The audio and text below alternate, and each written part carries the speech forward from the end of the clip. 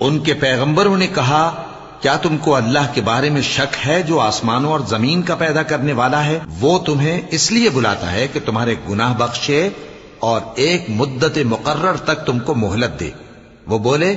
کہ تم تو ہمارے ہی جیسے آدمی ہو، تمہارا یہ منشا ہے کہ جن چیزوں کو ہمارے بڑے پوجتے رہے ہیں ان کے پوجنے سے تم ہمیں روک دو، تو اچھا کوئی کھلی دلیل لاؤ، یعنی معجزہ دکھاؤ۔ پیغمبروں نے ان سے کہا کہ ہاں ہم تمہارے ہی جیسے آدمی ہیں، لیکن اللہ اپنے بندوں میں سے جس پر چاہتا ہے نبوت کا احسان کرتا ہے، اور ہمارے اختیار کی بات نہیں کہ ہم اللہ کے حکم کے بغیر تم کو تمہاری فرمائش کے مطابق معجزہ دکھائیں، اور اللہ ہی پر مومنوں کو تو بھروسہ رکھنا چاہیے۔ اور ہم کیوں اللہ پر بھروسہ نہ رکھیں